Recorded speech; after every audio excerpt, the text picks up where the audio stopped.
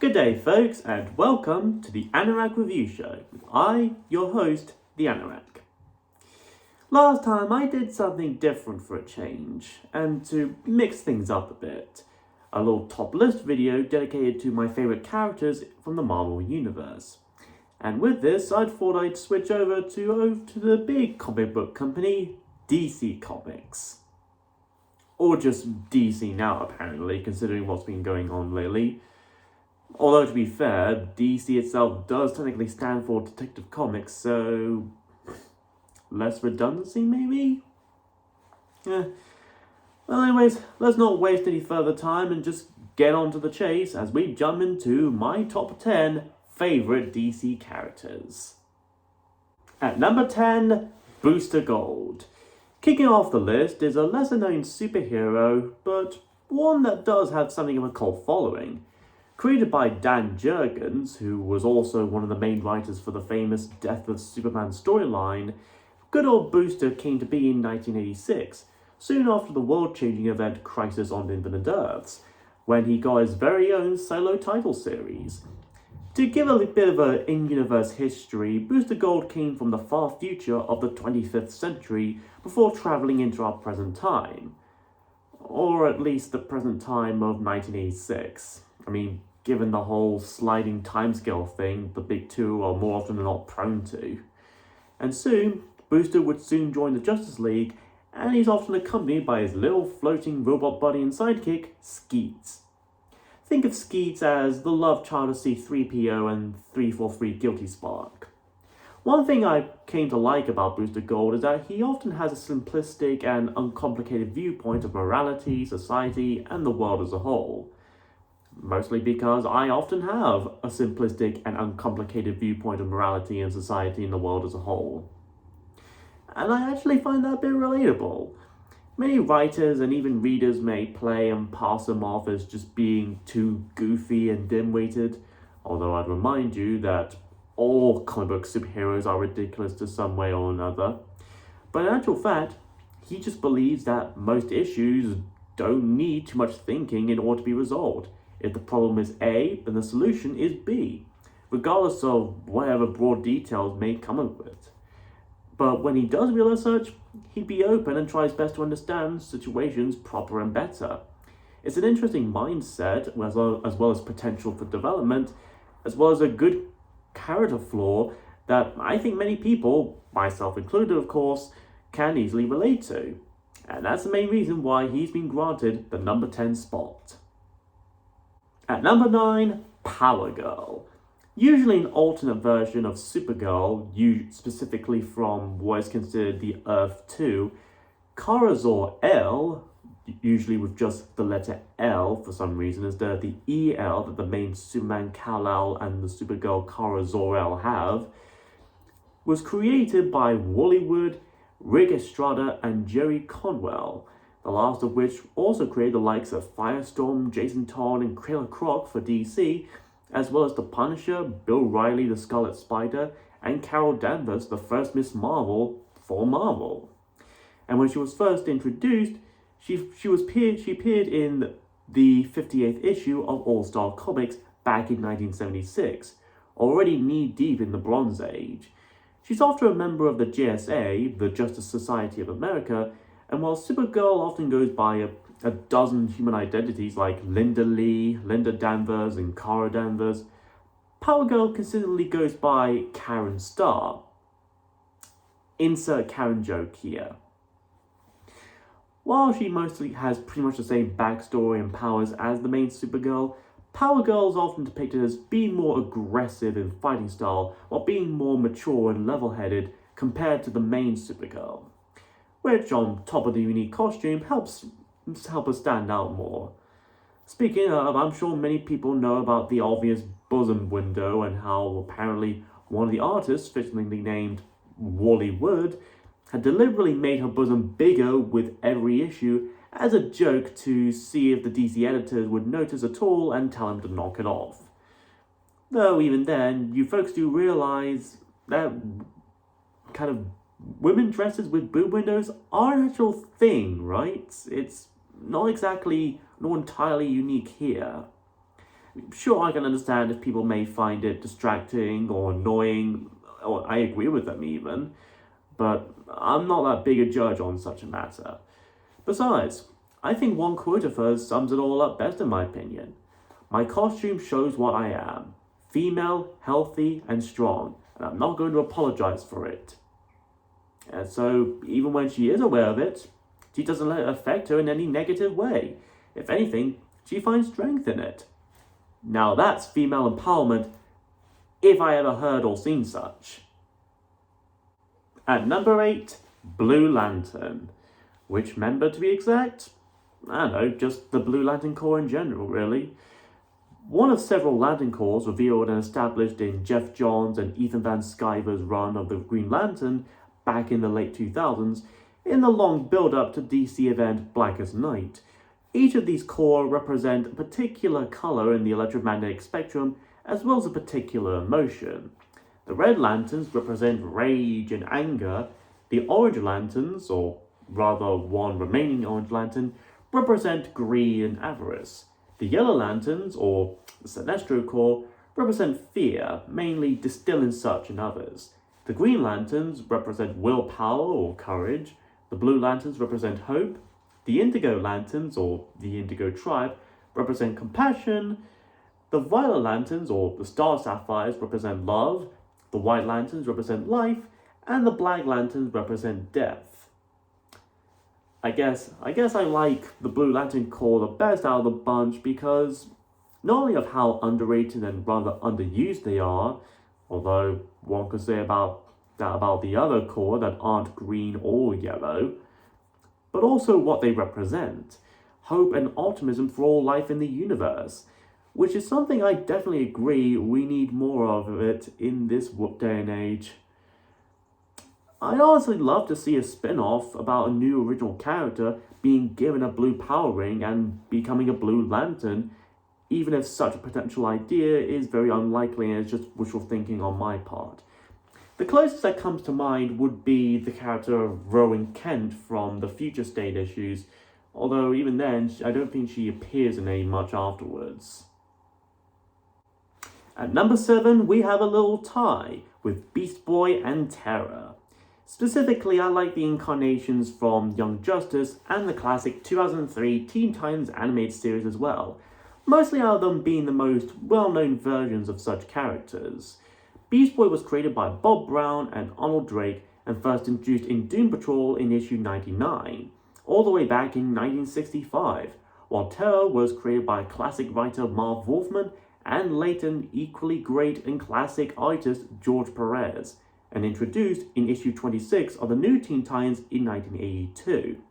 In a good chunk of the comics, and especially the animated TV series, Beast Boy and Terra would develop something of a deep friendship, perhaps romantic and unrequited even in terms of context, or subtext, technically, which is made more tragic when Terra is revealed to be a villain, spying in from within the Titans group, whether by malicious choice or under force and against her own will. The latter made so in the 2003 show when Deathstroke the Terminator pretty much manipulated her into doing so. Then she had something of redemption and eventual sacrifice by the end of the show. And possible revival and memory loss that doesn't get developed upon again. Thanks, Teen Titans Go. Speaking of villains, number 6 is Mr. Mind. Definitely one of my favourite supervillains that DC may have to offer. Or at the very least that Fawcett Comics may have to offer. Conceived from the mind of Otto Binder, who also created the likes of Barry Marvel and Supergirl, Mr. Mind is the founder of the Monster Society of Evil. Subtle name right there, on par with Legion of Doom. Considered one of the first teams to consist of pre-established comic book supervillains. In the Captain Marvel Avengers, the actual appearance of Mr. Mind was actually Captain Mystery for a while, even to the Big Red Cheese himself, until it was finally revealed to be a little pudgy alien worm from outer space with a little tiny radio so he can communicate the Earth language of English. And it looks like he's wearing round glasses as well. However, appearances can and do deceive, and Mr. Mind is certainly no exception. Various powers of his include the likes of telekinesis, telepathy, hypnosis, regeneration, and he could even metamorph into a giant time-space eating, insectoid horror. In spite of his appearance in the post-credit scene of the first Shazam film, it is yet to be confirmed if Mr. Mind will appear to some capacity in the sequel, Fury of the Gods, or the Black Adam film for that matter. Hopefully we'll see Mr. Mind, Dr. Savannah, Black Adam, the Crocodile Man, Orm again, as well as other familiar baddies in a future Shazam sequel, and soon build up the Monster Society evil as well, like a villain version of the MCU Avengers. Number 5, Blue Beetle. Another blue superhero on our list, and again, more than one in fact. Dan Garrett, the first Blue Beetle from 1939 in the golden age of comic books, Ted Kord II from 1966 in the Silver Age, created by Steve Ditko, who also co-created Spider-Man and Doctor Strange with Stan Lee, and the third and most modern Blue Beetle, Jaime Reyes, who was introduced in the wake of the DC event Infinite Crisis, the sequel to Crisis on Infinite Earths. One thing I like about the Blue Beetles is the positive connections between the generations, how each stand out on their own while working together, even when one passes on the Beetle Scarab down to the next, as well as how distinct each of the three outfits are. If you want to see a more elaborate look on the Beetle heroes, I recommend Linkara's long retrospective on the characters and histories called Blue Skying. It's very insightful.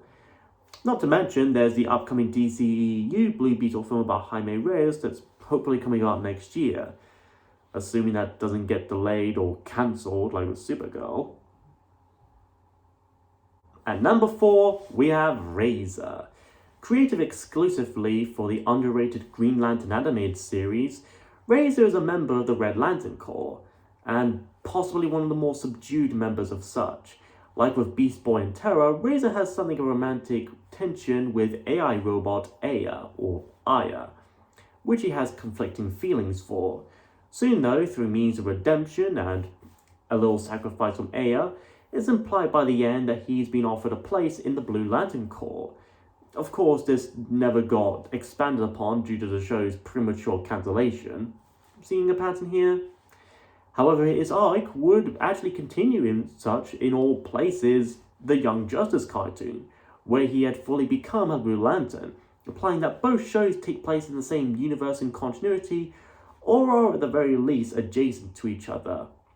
While other Red Lanterns are hot and burning and spewing with rage and acidic napalm blood and everything, Razor seems to have a more passive kind of anger, something much more justified while he still manages to keep in check, even when every now and then he can and does feel the temptation. I think anyone suffering from frustrations and anxieties can connect to that in some way. And I would love to see him in the actual comic book universe, perhaps with his own Red Lantern spin-off title. Plus, he's voiced by Jason Spizak, so that's one plus right there. At number 3, Alfred Pennyworth. Yes, a non-powered character for a change, the butler of the Cape Crusader himself. I guess I like Alfred mostly because of his father figure nature to Bruce Wayne, especially with the usual and untimely demise of his parents in that alleyway. Even when Bruce decides to become a symbol, the Batman, to maintain justice in Gotham and to ensure that no other child would ever have to suffer a loss similar to what he had to endure, Alfred manages to stick by Master Bruce's side, even if and when they don't always see exactly eye to eye on everything. Plus, they always have a great choice of actors to portray the beloved butler.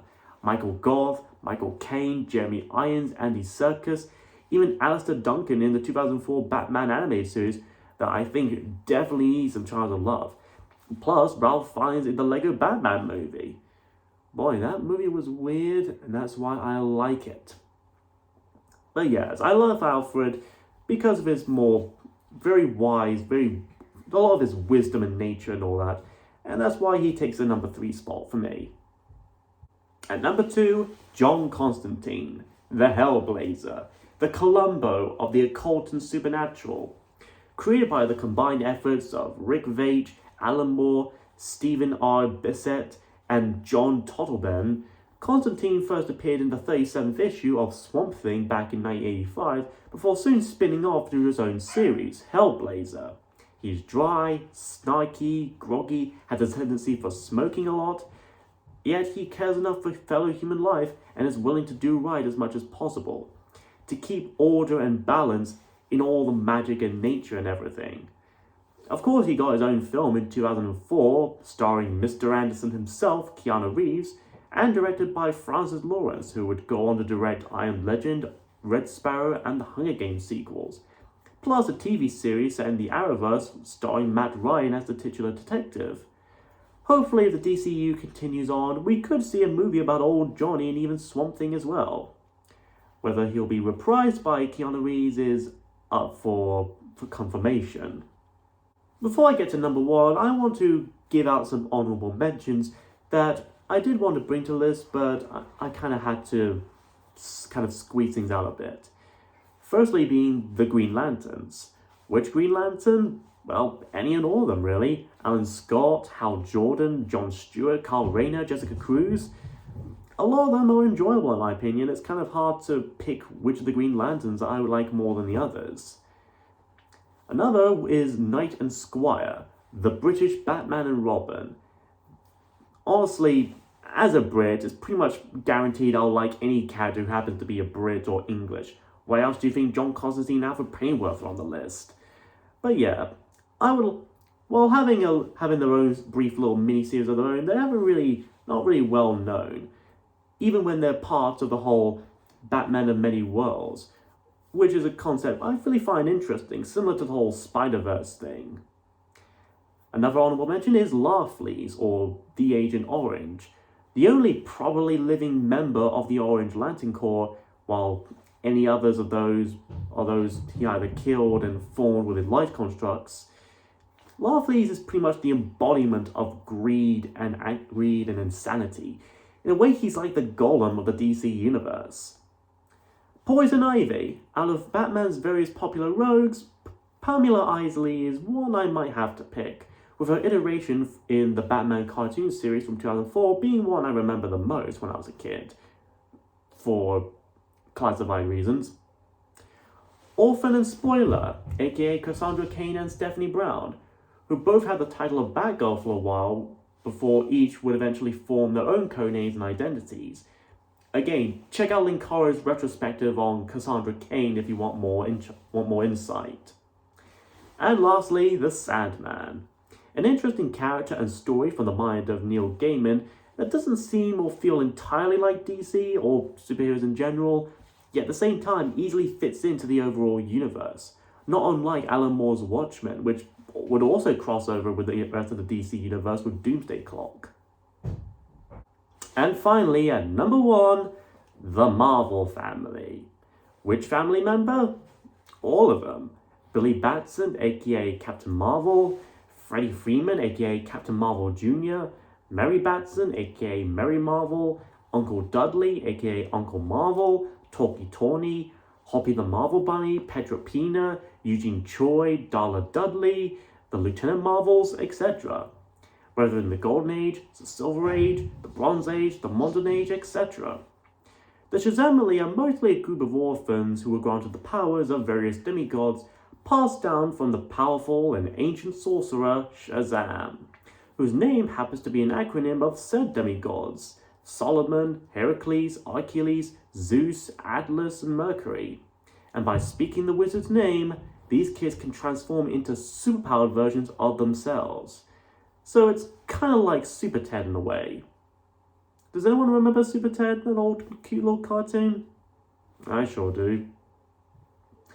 While most of Marvel's superheroes could be seen as humans becoming gods and people you could relate to, most of DC's superheroes could be seen as gods becoming human and people you could look up to. And Captain Marvel himself demonstrates such as well, a mix of both even. And that's just one reason why he and the rest of the Marvelous Shazam family are among my favourite DC superheroes. Whew. And so, that's another top list from me. I hope you enjoy these unique episodes, and I hope to take time and dedicate another episode or two to another top list.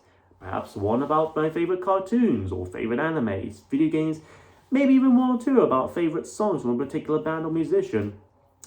Next time, though, we talk about music again.